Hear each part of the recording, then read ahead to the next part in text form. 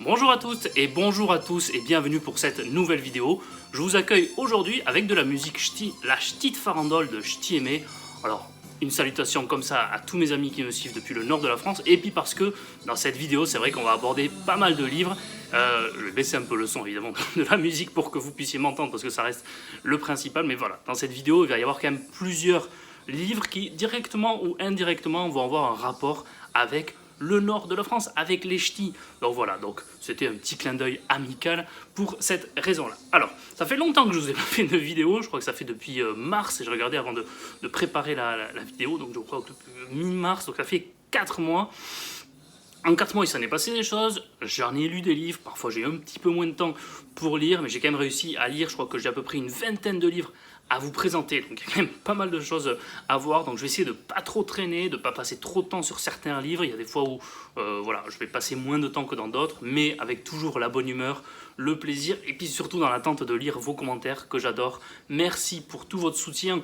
Au moment où j'enregistre cette vidéo, ma vidéo notamment des 20 romans que j'avais préparés à passer la barre des 30 000 vues, je trouve ça extraordinaire et étonnant. Donc voilà, merci pour votre soutien, merci pour vos commentaires, et je sais que vous accueillerez, enfin j'espère que vous accueillerez cette vidéo avec le même enthousiasme que d'habitude, la même curiosité, et puis les mêmes commentaires intéressants souvent. C'est vrai que j'adore vous lire et voir échanger avec vous, et n'hésitez pas d'ailleurs à me suivre sur mes réseaux sociaux, Twitter, Instagram, à m'envoyer des mails pour pouvoir échanger, parce que c'est quand même le but de ces vidéos. Allez, on va lancer le générique, que vous connaissez maintenant très bien, et puis on se retrouve de suite après pour le premier livre.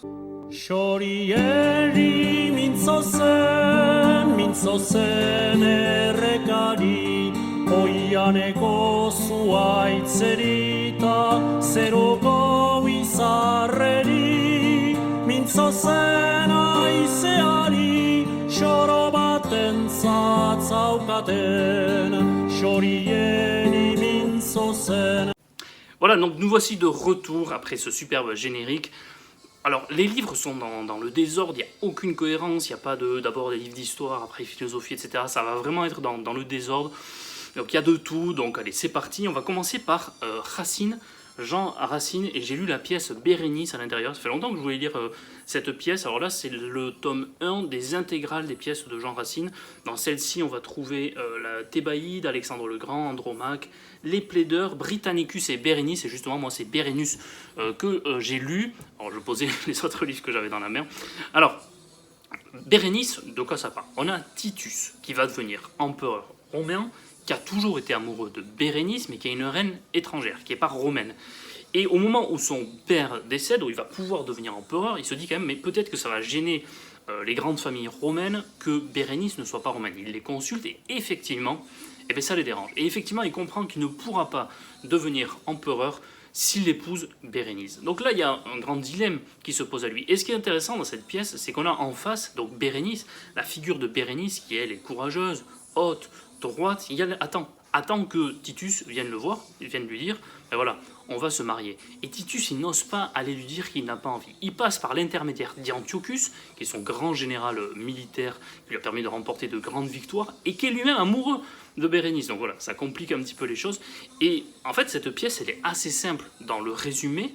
Racine lui-même lui dit c'est pas une pièce dramatique dans laquelle il se passe plein de choses, dans laquelle la mort est en jeu, dans laquelle l'honneur, non, c'est une simple histoire d'amour entre trois personnes, un triangle amoureux, et est-ce que Titus va avoir le courage ou non d'aller affronter Bérénice et de lui dire en face, non Bérénice, je ne t'épouserai pas parce que je préfère devenir empereur que devenir ton mari. C'est une pièce formidable. Je lui avais consacré un podcast, si ça vous intéresse, ce que j'avais appelé Symphonie littéraire, dans lequel j'en parle un peu plus, où je donne quelques extraits, parce que, notamment, l'un des atouts de cette pièce de Bérénice, c'est que c'est un style somptueux, merveilleux, la littérature, le style à son apogée, couronné, c'est magnifique, j'adore Racine. Un peu de philosophie et puis un peu de prémisse au siècle du romantisme qui suivra le XVIIIe siècle, Jean-Jacques Rousseau, les rêveries du promeneur solitaire. Jean-Jacques Rousseau, à travers 10 promenades, nous chante une ode à la nature, à la solitude, à la méditation, au regret également de ses rapports sociaux perdus, au regret parfois de sa radicalité qui lui ont fait perdre certaines amitiés, certaines relations. Jean-Jacques Rousseau finit seul, Jean-Jacques Rousseau est dénigré par tout le monde, il s'en plaint, il y a beaucoup de complaintes là-dedans, et en même temps du coup de se dire il n'y a que la nature qui me plaît, il n'y a que auprès de la nature seule que je me plais et que je suis bien. Voilà, on sent vraiment les prémices au romantisme, cette introspection de soi, enfin bref, c'est plus un complément aux confessions qu'une suite. Mais il parle également du fait qu'il avait abandonné ses enfants, quelque chose qu'on lui reproche souvent, il s'en explique.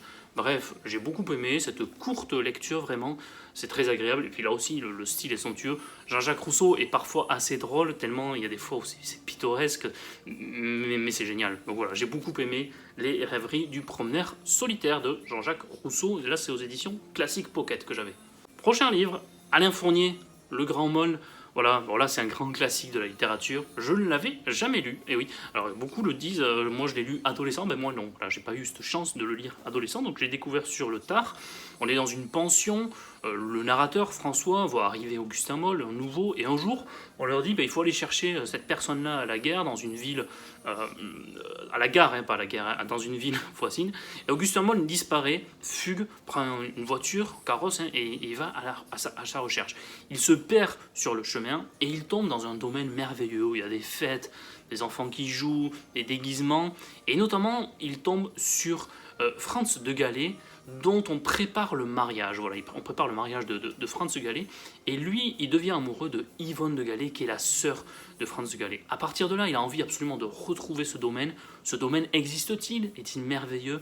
Est-il imaginaire? J'en ai parlé dans le même symphonie littéraire que Bérénice, donc si ça vous intéresse, allez-y, j'en dis un peu plus, mais je trouve que Le Grand Môle, c'est vraiment la métaphore de la littérature. Il y a tout là-dedans, il y a de l'amitié, de l'amour, des aventures, un style merveilleux. Et puis moi, ce qui m'intéresse, c'est de savoir si vous, qui l'avez lu, ceux qui l'ont lu, est-ce que vous êtes davantage attaché au personnage de Augustin Moll, qui ne fait que partir, qui à chaque fois s'en va, qui a la fuite permanente, ou est-ce que vous êtes plus attaché à François, le narrateur? C'est celui qui reste, c'est celui qui permet finalement de combler le vide laissé par Augustin à chaque fois, auprès de ses amis, auprès de sa femme, auprès de son enfant. Moi, je me suis davantage attaché, je vais vous le dire, à François plutôt qu'à Augustin, qui, à la fin, finit un peu par m'agacer, parce qu'il s'en va tout le temps. Il fuit à chaque fois les responsabilités, et à la fin, il laisse le pauvre François tout seul, alors qu'il s'était occupé un peu de tout pendant tout le roman. J'ai trouvé ça assez injuste, assez triste pour ce pauvre François. Voilà donc Le Grand Môle, écrit par Alain Fournier. Allez, on va passer à un peu de philosophie. Pascal, Blaise Pascal, les pensées, j'ai beaucoup aimé. Il y a certains passages, honnêtement, que je n'ai pas compris, parce qu'il y a certaines références théologiques que je n'ai pas forcément. Il y a certains passages en latin, mais dans l'ensemble, je trouve que c'est un livre assez apaisant, assez beau, bien écrit, et certains passages très contemporains, notamment sur la justice et la force. Et puis il y a le célèbre pari pascalien, vous savez, le pari pascalien qui est de dire, ben, faisons au pari, en fait, on a tout intérêt à croire en l'existence de Dieu, parce que si on y croit et qu'il est là, ben effectivement, ben on a tout à gagner. Ben si on y croit mais qu'il n'est pas là, ben tant pis, on n'avait rien à perdre. Donc voilà, c'est le fameux pari pascalien qui apparaît très clairement. Il a une écriture assez claire pour le siècle dans lequel il écrit ses pensées. Donc j'aime beaucoup l'exercice des pensées. J'avais lu pendant le confinement les pensées pour moi-même de Marc Aurèle, qui est là, qui est derrière, qui est là, ici. Voilà. J'avais lu ça pendant le confinement et j'avais également bien aimé. Et là aussi, c'était une période importante pour moi et je l'ai lu et ça m'a fait beaucoup de bien. Voilà, je n'ai pas tout compris. Il y a certains passages sur lesquels je ne suis pas forcément d'accord avec lui. J'ai l'idée, j'espère pouvoir la faire cet été, de consacrer une vidéo à peu près à 5-6 idées qui m'ont marqué dans Pascal, dans les pensées, et puis de vous en parler. Voilà, j'espère pouvoir faire cette vidéo, mais sinon en attendant, voilà les pensées de Pascal. Et je l'ai lu moi dans l'édition Folio Classique. Je ne sais pas si vous l'avez lu, mais ça m'intéresse de savoir ce que vous en avez pensé, surtout s'il y a des spécialistes de la philosophie, que je ne suis pas, hein, on en reparlera après pour Schopenhauer, mais s'il y a des spécialistes de la philosophie, votre avis m'intéresse d'autant plus. Allez, on va essayer d'accélérer un peu, parce que j'avais dit que je ne traînerais pas sur les livres, et puis finalement, là, je vois que j'ai déjà presque 10 minutes d'enregistrement, donc je vais essayer d'accélérer un peu. 3 battements, un silence de Anne Fakouri aux éditions Argile. Voilà. J'ai adoré ce roman. Difficile de le classer, alors c'est le dernier livre de Anne Fakouri, qui hélas est décédée l'année dernière d'une maladie grave, et donc c'est son tout dernier roman, son tout dernier voyage littéraire, et certaines phrases, certains passages, lorsqu'on les lit et qu'on sait qu'en plus c'est son dernier roman, sont d'autant plus touchantes et sont d'autant plus merveilleuses. C'est difficile de le classer, est-ce que c'est un roman fantastique, fantasy, féerique, dark féerique, enfin bref, il y a plein d'étiquettes qui pourraient lui être accolées, c'est un super roman, voilà. C'est l'histoire de Marco Delusi, qui a été éduqué, qui a été élevé dans une famille qui hait les femmes, qui hait le genre féminin, parce qu'il les assimile aux fées et qu'il y aurait une faute originelle commise par Mélusine, qui est l'ancêtre de cette famille. À partir de là, il va y avoir plein de révélations. Chaque chapitre va être une révélation supplémentaire et va être un genre nouveau ajouté à ce roman. C'est vraiment un très beau livre. Parfois, on se perd un peu, puis après, finalement, les révélations nous permettent de nous retrouver.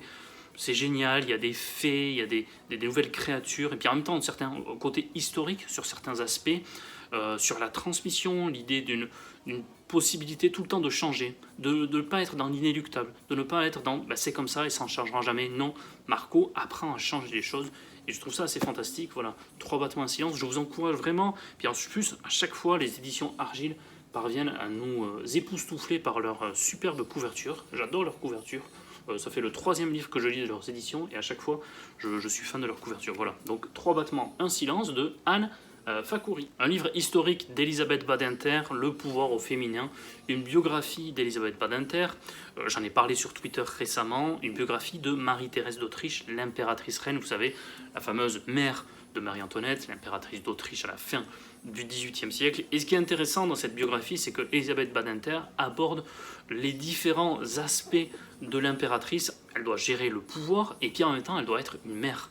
Et ça, c'est pas une chose que l'on a l'habitude de lire dans les biographies des grands personnages historiques, des grands dirigeants, parce que leur rôle de père est peu abordé, et il n'est pas aussi contraignant que le rôle d'une mère. Et je trouve ça formidable qu'elle ait fait ça, Elisabeth Badinter. Parfois, il y a certains ouvrages qui font un petit peu d'anachronisme dans le féminisme. Je me souviens d'un ouvrage sur Marguerite de Navarre, où ils en faisaient un peu trop sur son féminisme, alors qu'en fait, pas trop.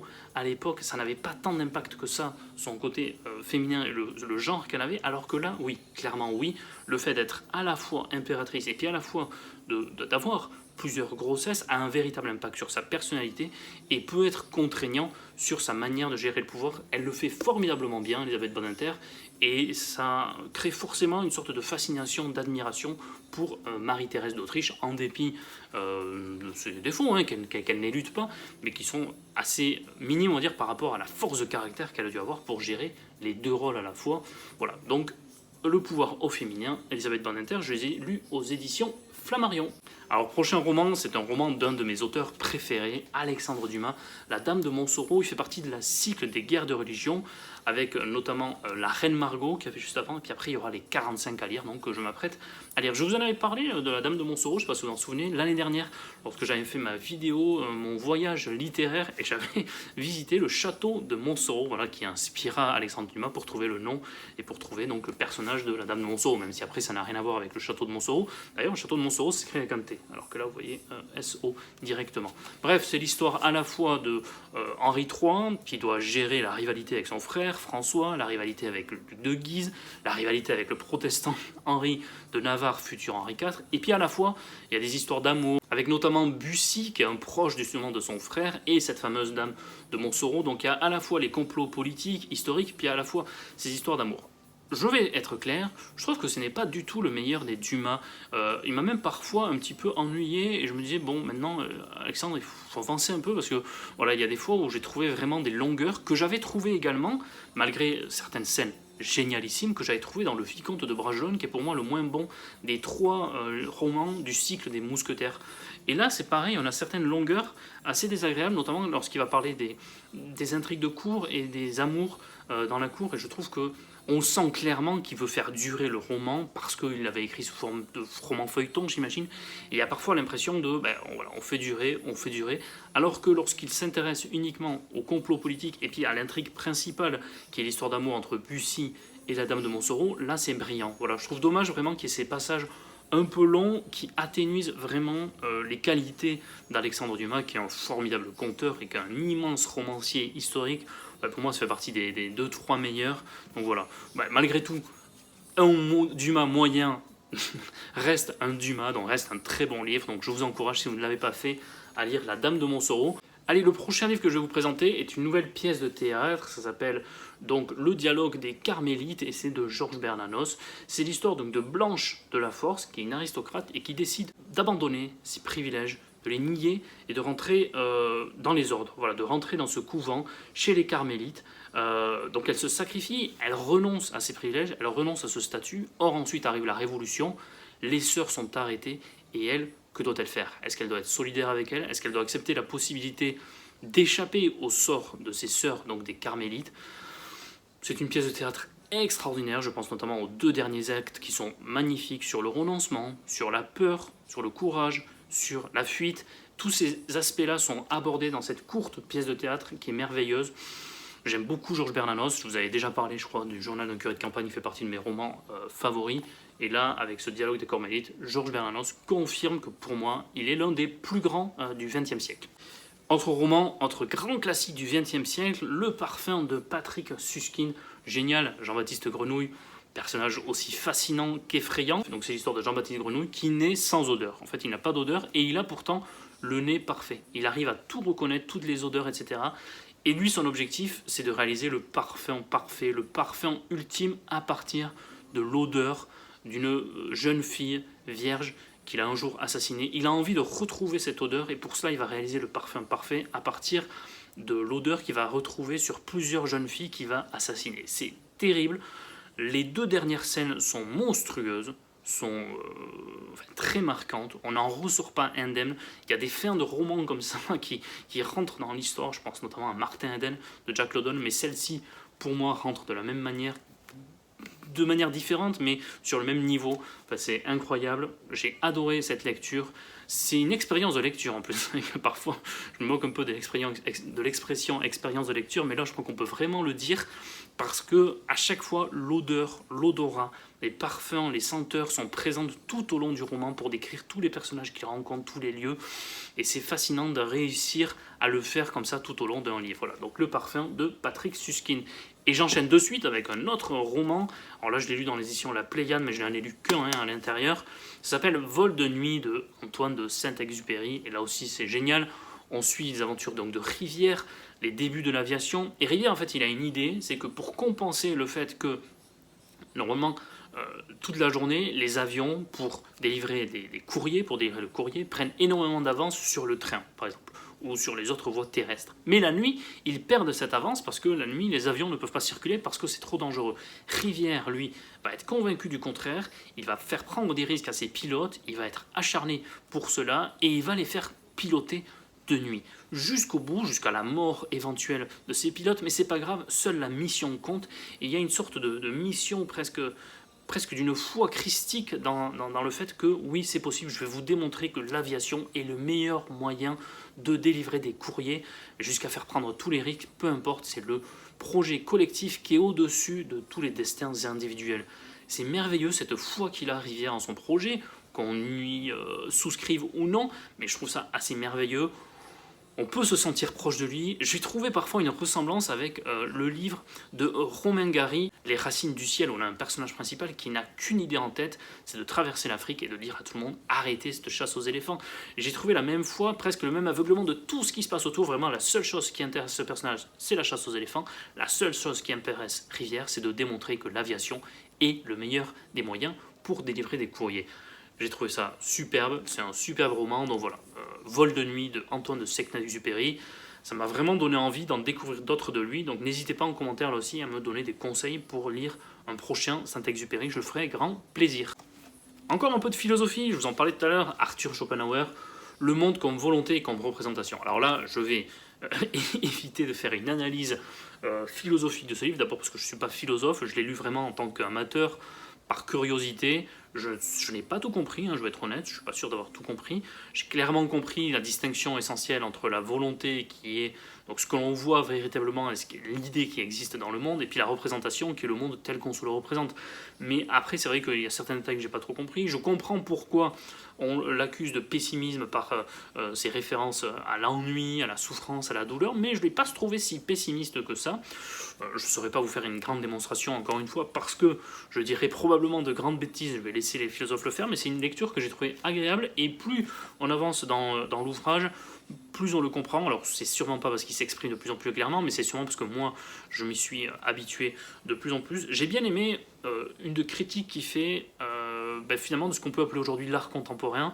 Il déteste dans l'art en fait que l'idée ne soit pas exprimée clairement. Lui, ce qu'il aime, ce qu'il trouve beau, et je suis d'accord avec lui, c'est que lorsque l'idée apparaît clairement, lorsque ce que l'on voit ben, c'est la représentation, c'est la volonté du peintre et c'est ce qu'il veut nous montrer. Et il en a marre qu'on nous dise ouais mais il y a un concept caché derrière ce que l'on voit, etc. Il assassine ça, les pages sont assez drôles et somptueuses parce qu'il parle de ça. On a l'impression d'un observateur aujourd'hui dans un musée d'art contemporain. C'est génial, bravo Arthur. Une autre découverte pour moi, ça s'appelle Piètre le laiton de Georges Simenon. C'est le premier roman dans lequel le personnage de Maigret apparaît. Personnage devenu charismatique et devenu emblématique. Bah, j'ai bien aimé, voilà, j'ai bien aimé une quête donc de Maigret qui poursuit un escroc international qui s'appelle Piètre le laiton. Après l'enquête est assez classique et j'ai pas grand chose à en dire de plus, mais on voit ce Maigret qui n'en fait pas des tonnes, qui est pas habillé avec une énorme veste, des grandes métrons, mais qui est le français classique. J'ai trouvé ça vraiment très bien et voilà. Donc si vous voulez également vous de votre côté découvrir Georges Simenon, découvrir le personnage de Maigret, moi on m'avait conseillé de commencer par celui-ci. Je trouve que c'est une bonne entrée en matière, mais voilà. Maintenant j'aimerais bien en lire d'autres, peut-être des meilleurs, ces meilleurs. Donc voilà, si vous avez des conseils à me donner sur quel Maigret lire, parce que je ne vais peut-être pas tous les lire, mais je suis preneur en commentaire encore une fois. Merci beaucoup par avance. Un autre roman qui s'appelle Un jour j'ai été heureux de Frédéric Hermel aux éditions Fayard. Le narrateur se souvient d'un jour, d'une expérience, d'une aventure amoureuse qu'il a eue avec une américaine aux États-Unis et que ce jour-là il avait été heureux. Et il s'interroge du coup sur qu'est-ce que le bonheur, qu'est-ce qui l'a rendu heureux dans sa vie. Il se dit également que en fait ce qui lui a permis d'être heureux ce jour-là, c'est d'avoir connu le malheur ultime, et donc il remonte à certaines anecdotes, certains événements dans son enfance qui sont terribles, qui sont d'une tristesse absolue, et ce chapitre est assez merveilleux sur la mort d'un proche qu'il connaît, qu'il rencontre, et il dit qu'à ce moment-là ça a été le pire des malheurs, mais c'est ce malheur-là qui lui a permis par la suite d'être heureux et de se rendre compte de ce que c'est qu'être heureux. Donc c'est à la fois donc, cette histoire d'amour avec cette jeune américaine que parfois il va retrouver, revoir. Il raconte également son enfance dans le nord de la France, il raconte également sa vie et son attachement à la ville de Madrid. Frédéric Hermel qui est un journaliste sportif, mais pas que sportif aujourd'hui, et qui a vécu notamment en tant que correspondant pendant des années à Madrid. Donc ce n'est pas une autobiographie, hein, comme il me l'avait dit, parce que j'avais accueilli dans mon podcast pour l'interviewer. Ce n'est pas une autobiographie, il y a une part de vrai, mais vraiment c'est, on va dire, 70-75% de fiction. C'est plutôt bien écrit, c'est un bon style, c'est agréable vraiment, hein, comme je l'ai dit, il y a certains passages très beaux, très émouvants, notamment sur son attachement à la langue ch'ti. On en avait parlé lors du podcast, j'avais lu un extrait qui m'avait vraiment beaucoup ému, donc c'est vraiment très très bien écrit sur certains aspects.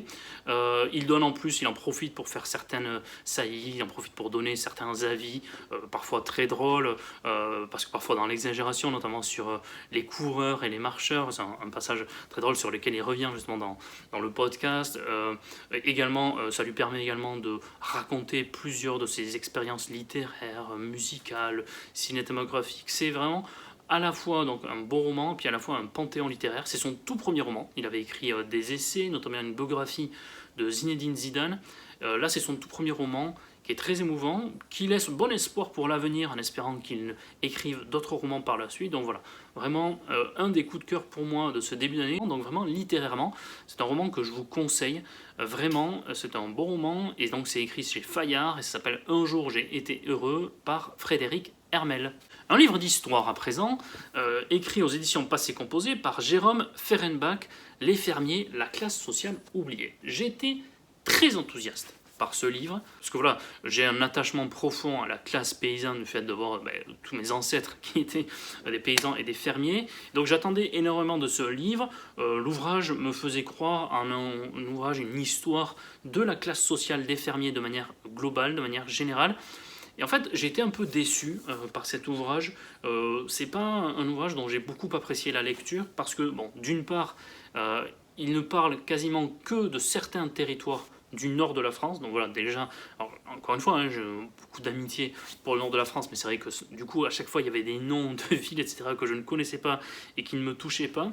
Et puis surtout, ça a une écriture très presque notariale, en fait. La plupart du temps, c'était pour expliquer, voilà, dans ce territoire-là, voilà combien ils avaient d'hectares, voilà combien ils avaient d'animaux, quelle était la différence entre les bœufs et les chevaux, voilà combien ils avaient de matériel, comment ils faisaient. Et c'est très, presque une liste à la Prévert parfois, de comment ils vivaient, et il n'y a pas cet aspect métaphysique que j'aime dans certains ouvrages historiques, cet aspect, voilà, on prend de la hauteur, on essaie d'expliquer qu'est-ce qu'elle a représenté dans l'histoire, etc. Et là, c'est vraiment à hauteur d'épaule. Ça peut plaire à certains, ceux qui travaillent sur la classe paysanne dans cette période et dans cette région de la France, c'est très intéressant. Mais je trouve que j'ai été déçu par rapport au titre de l'ouvrage qui me faisait croire en un ouvrage assez général sur la classe paysanne et sur les fermiers, ce que je n'ai pas retrouvé et ce que j'ai trouvé un peu ennuyeux. Oui, c'est vraiment pas le type d'ouvrage historique que j'aime de manière générale. Mais bon, ça reste voilà, intéressant pour ceux qui s'intéressent. Et puis maintenant que vous savez ce que vous allez y trouver et ce que vous n'allez pas y trouver, je pense que ceux qui vont le lire vont pas être déçus par Les Fermiers donc de Jérôme Fehrenbach, la classe sociale oubliée, donc chez Passé Composé. La couverture, par contre, comme tout le temps, je sais pas, c'est composé, est superbe. Je sais pas si vous la voyez bien, mais voilà, j'aime beaucoup. Et un autre ouvrage historique, je sais pas, c'est composé, enfin, historique, oula, attention, je sais pas si on peut parler d'ouvrage historique, c'est une utopie, mais à la fois avec des passages historiques. Ça s'appelle Si Rome n'avait pas chuté, chez Passé Composé, et par Raphaël Douan. Raphaël Douan, qui est spécialiste de l'Antiquité romaine, qui avait écrit un superbe que sais-je, que je dois avoir par là, je ne sais pas exactement où, mais sur le, voilà, je trouve, sur le siècle d'Auguste, donc voilà, qui est un très bon historien, qui avait également écrit Rome, l'invention du populisme, qui était très intéressant justement sur les populistes à l'époque romaine. Et là, il nous a écrit un livre, en fait, écrit en grande partie, et même en totalité, hein, par l'intelligence artificielle. Il y a toute une préface dans laquelle il explique la méthode, dans laquelle il explique qu'est-ce que l'intelligence artificielle, qu'est-ce qu'elle va permettre, qu'est-ce qu'elle ne va pas permettre. Donc là, c'est plutôt intéressant. Et en fait, après, par la suite, donc tous les chapitres, ce sont des uchronies en imaginant que Rome aurait inventé l'électricité, que Rome aurait eu accès aux grandes technologies, que serait devenu l'Empire romain? Est-ce qu'il aurait chuté? Ben non, et il serait devenu un empire encore plus puissant s'il avait eu accès aux nouvelles technologies. Et à chaque fois, donc, on a des chapitres d'Uchronie écrits par l'intelligence artificielle, mais ce que Raphaël Douan nous explique, c'est que, en fait, lui, il est maître d'orchestre, il est chef d'orchestre là-dedans, et il lance pas l'intelligence artificielle toute seule comme ça, il lui donne à chaque fois plein d'étapes, plein de règles, plein de recommandations, et que l'intelligence artificielle seule n'aurait pas été capable d'écrire ça. Donc il est présent tout au long, malgré tout, de l'écriture, comme un chef d'orchestre, en fait. Et l'intelligence artificielle est l'instrument de musique qui permet l'écriture de ce livre.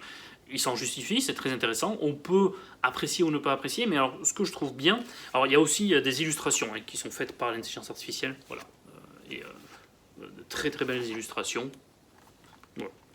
Toutes par l'intelligence artificielle, hein. Tout ça n'existe pas, voilà, je vous en montre quelques-unes, et ce qui est intéressant, c'est que, voilà, ça va être assez drôle, voilà. Bref, et ce qu'il explique également, c'est que Raphaël Douan, à la fin de chaque chapitre uchronique, va prendre ses habits d'historien et va arriver pour dire voilà, là par contre l'intelligence artificielle elle a fait ça, c'est pas possible, ou est-ce que c'était possible, est-ce que c'était envisageable? Et c'est intéressant parce que, alors on a beaucoup parlé de cet ouvrage sur l'aspect intelligence artificielle, et c'est normal parce que c'est inédit, et ça avait un peu créé, entre guillemets, le buzz sur les réseaux sociaux, mais c'est aussi un ouvrage très très intéressant, parce que c'est un historien spécialiste de la période, sur le rapport de l'Antiquité aux nouvelles technologies, aux progrès techniques, etc. Est-ce qu'ils étaient plutôt favorables en fonction des Grecs, des Romains, des philosophes, des politiques, etc. Et c'est très intéressant sur ça, j'ai appris plein de choses, il remet dans le contexte, il rétablit certaines vérités, et c'est vraiment très intéressant. Donc c'est pas seulement un ouvrage historique pour cet aspect-là, mais c'est aussi de l'Uchronie, c'est plutôt plaisant. Honnêtement, voilà, les parties intelligence artificielle, moi, je trouvais qu'il n'y avait pas... Parce que Raphaël Douan, il a écrit un autre ouvrage qui s'appelle Le rêve de l'assimilation. Raphaël Douan a une superbe plume. On sent l'envolée, il y a un côté stendhalien, je sais qu'il aime beaucoup Stendhal, mais il y a un côté presque stendhalien chez lui lorsqu'il écrit, on le sent s'envoler, on le sent s'enthousiasmer lorsqu'il écrit. Voilà, lorsque c'est l'intelligence artificielle, on voit de suite que ça baisse de niveau, c'est beaucoup plus plat. Donc voilà, moi c'est pas l'écriture qui me plaît le plus, mais par contre dès que lui apparaît en tant qu'historien, on retrouve l'écriture que j'adore de Raphaël Douan. Donc c'est un ouvrage vraiment que je vous recommande, à la fois donc pour l'originalité de son écriture, pour les spécifications et les précisions historiques de Raphaël Douan, et puis pour les illustrations qui malgré tout, malgré qu'elles soient faites par l'intelligence artificielle, demeurent magnifiques. Donc qu'est-ce qui est important? Est-ce que c'est le chemin ou est-ce que c'est le résultat? Voilà. C'est beau ce que je dis, ça n'a aucun sens. Allez, on passe à la suite. Et on reste dans l'Antiquité avec Démosthène, les discours. Alors là, aux éditions Les Belles Lettres, magnifique.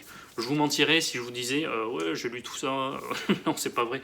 J'en ai lu que quelques-uns, mais c'est déjà pas mal. Démosthène, grand orateur politique alors c'est pas écrit là, mais je veux pas dire de bêtises, 4e siècle peut-être, avant Jésus-Christ, donc les spécialistes de l'Antiquité me corrigeront.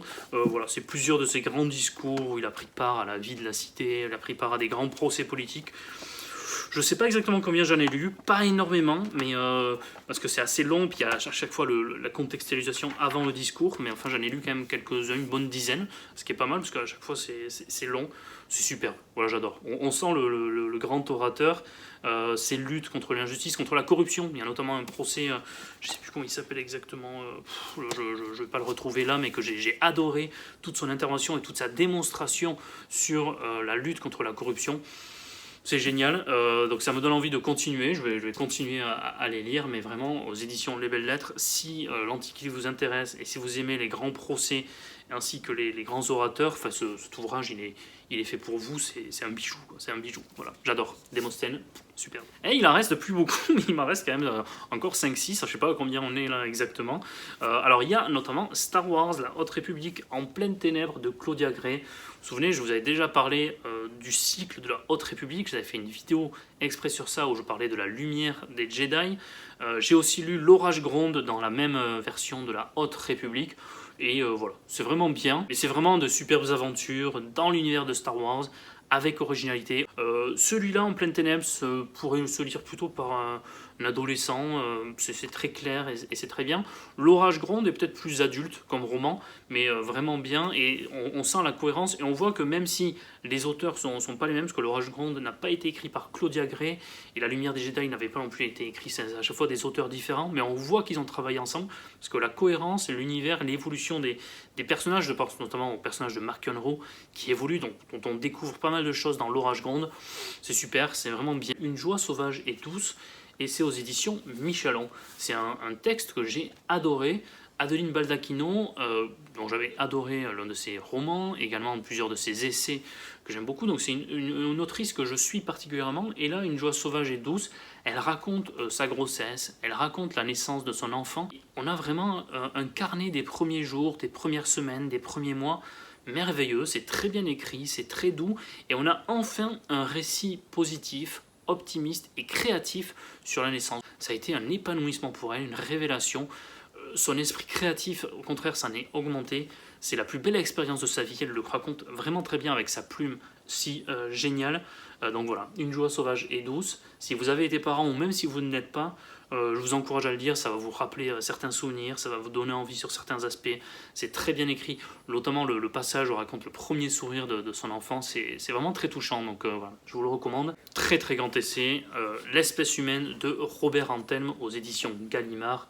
Il raconte son expérience dans un camp de concentration, Robert Antelme, et c'est très touchant. Ça raconte vraiment, et en allant à certains détails très crus, très difficiles, parfois assez insoutenables à lire. On sent vraiment toute l'horreur de ces camps lorsqu'on le lit, et on a vraiment la vie des camps, lorsqu'ils travaillent à l'usine, lorsqu'ils travaillent dans les champs, les petits obstacles, et certains qui essayaient de s'en sortir en étant proches de certains gardiens, d'autres qui au contraire vont aller jusqu'au bout de l'inhumanité en montrant finalement aux gardiens des camps ce qu'ils veulent attendre d'eux et en se comportant comme des animaux, en ne mangeant plus, en devenant presque des bêtes, en montrant ainsi aux gardiens des camps, aux SS, voilà, vous voulez faire de nous des monstres, vous voulez faire de nous des animaux, des bêtes, et bien on va vous montrer ce que vous voulez faire de nous, puis en fait c'est votre image qu'on vous envoie en étant devenus ces bêtes-là. Il y a plusieurs attitudes, plusieurs comportements, c'est magnifique, et il y a certains passages vraiment très très bien écrits, où on sent que Robert Antelme s'adresse aux SS, s'adresse aux gardiens des camps, s'adresse au projet nazi dans son ensemble. Non, voilà, vous avez voulu nous sortir de l'espèce humaine, ben non, on y reste, on y restera, et vous aurez cette image gravée en tête tout le reste de votre vie sur ce que vous avez voulu faire dans ces camps-là. C'est vraiment très bien. C'est pas à lire lorsque vous vous sentez pas bien, parce qu'il y a vraiment certains passages très, très pesants et très douloureux, mais un très très grand essai. Bon, allez, on va peut-être pas parler d'essai, plutôt de témoignage, mais un très grand témoignage sur cette période historique. Alors, pour un de mes podcasts sur la peste, avec Hassan Moubarak du podcast Quoi de neuf en histoire, je vous mettrai là aussi le lien dans les commentaires, j'ai lu plusieurs romans, enfin, courtes nouvelles plutôt sur la peste, autre que le grand roman qu'on connaît, La Peste de Albert Camus. Voilà, j'ai lu notamment La Peste écarlate de Jack London, j'ai lu également Les Pestiférés de Marcel Pagnol, et j'ai lu également Le Roi Peste de Edgar Allan Poe, de très bonnes lectures, plaisantes, et une manière à chaque fois d'utiliser la peste, mais pour parler d'autre chose. Et c'est ça que j'avais trouvé intéressant dans ces 3 nouvelles, donc Les Pestiférés, La Peste écarlate et Le Roi Peste. On passe au roman, en tout cas à l'histoire la plus ancienne de la littérature, au premier ouvrage littéraire de l'histoire, selon les historiens, l'épopée de Gilgamesh, donc cet ouvrage mésopotamien qui raconte l'histoire de ce roi d'Uruk, Gilgamesh, qui avait une force monumentale et qui, comme ça, se battait contre tout le monde. Et ils en avaient un peu marre, les habitants, et ils demandent aux dieux de faire venir quelqu'un qui va pouvoir être d'une force égale à celle de Gilgamesh pour pouvoir qu'il arrête d'embêter ainsi tout le monde. Ils font venir Enkidu, qui se bat avec Gilgamesh, une lutte féroce de plusieurs jours. Finalement, ils deviennent amis, très proches, et puis leur complicité, leur amitié va déplaire à certains, qui fait que Enkidu va mourir, et Gilgamesh va partir ainsi en quête spirituelle, en quête d'un sens à donner à la vie. Ça va aller jusqu'au déluge final. On a dans cette histoire vraiment plein d'inspiration sur beaucoup de romans qui vont être faits, sur beaucoup de légendes, sur beaucoup de mythologie. On a l'Iliade et l'Odyssée qui sont inspirés, la Bible, enfin bref, il y a plein de références qu'on reconnaît et qu'on découvre dans cet ouvrage. J'ai vraiment adoré. Moi j'ai cette édition chez Libretto, je ne sais pas laquelle est la meilleure. Alors il y a certains qui essayent de rétablir les tables telles qu'elles ont été trouvées, d'autres qui essayent de les romancer. Je pense à la version de Silverberg qui s'appelle Gilgamesh, roi d'Uruk, je crois. Ils essayent de romancer ça. Voilà, il y a plein de manières différentes de rendre accessible cette histoire, mais lisez-la au moins une fois. C'est le premier ouvrage de la littérature, donc l'épopée de Gilgamesh. Et on va terminer par une biographie de Pierre Manenti qui a écrit la vie de Albin Chalandon, sous-titré Le dernier baron du gaullisme. Alors, Pierre Manenti, que vous connaissez si vous suivez mon podcast, parce qu'il était venu pour parler d'heroic fantasy et de science-fiction. C'est un grand passionné de littérature, mais c'est aussi un historien du gaullisme et de la Ve République. Il a écrit notamment une histoire du gaullisme social. Je sais qu'il prépare plusieurs ouvrages encore sur le gaullisme, sur les barons du gaullisme. Là, il a écrit la vie de Albin Chalandon, qui est une vie palpitante. Il a été résistant, il a été ministre, il a été chef d'entreprise.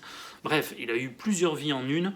Il a échappé à certains attentats en faisant du ski, donc ça nous fait presque penser à du James Bond. Donc voilà, une vie palpitante.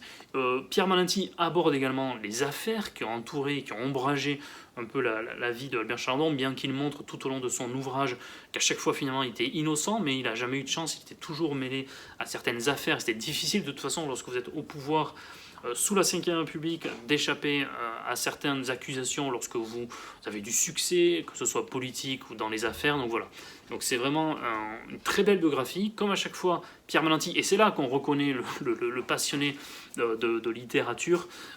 Pierre Manenti a une plume pas du tout ennuyante. Je pensais tout à l'heure au Fermier, hein, qui était plutôt monotone, plat comme écriture et presque notarial. Là, on n'a pas du tout, on a vraiment raconté comme une aventure. Je pense notamment au passage sur la résistance. Donc voilà, c'est vraiment très bien. C'est une biographie que je vous recommande, même comme moi, parce que j'avoue que je ne connaissais pas la vie d'Albin Chalandon, et je ne connaissais pas Albin Chalandon lui-même. Même si comme moi donc vous ne connaissez pas, vous allez je pense apprécier si vous aimez l'histoire, si vous aimez la politique, si vous aimez le côté aventure. À un moment donné on raconte l'histoire d'un personnage qui se retrouve à Berlin après la guerre. Il se retrouve à faire un concours de vodka avec un officier de l'armée russe qui lui permet d'obtenir un laissez-passer pour aller libérer des Alsaciens. Enfin bref, il y a certaines anecdotes comme ça qui sont vraiment croustillantes dans cette biographie. Voilà, donc Pierre Manenti, Albin Chalandon, Le dernier baron du gaullisme, et c'est édité chez Perrin. Ben voilà, on arrive au bout de cette vidéo. J'espère que ça vous a plu, j'espère que vous allez me mettre des commentaires pour me donner votre avis. Vous, qu'est-ce que vous avez lu ces 3-4 derniers mois? J'essaierai de reprendre un rythme plus raisonnable dans les prochaines semaines et les prochains mois. J'ai pas mal de projets de vidéos en tête, mais je vais pas trop m'avancer, comme ça vous n'allez pas être déçus si je ne les fais pas finalement. En tout cas, moi ça m'a fait vraiment plaisir de revenir, de vous parler de nouveau de littérature, et puis j'attends avec impatience de vos nouvelles. Prenez soin de vous, lisez des livres, et puis à très bientôt pour une nouvelle vidéo des Mémoires d'Adrien. Au revoir.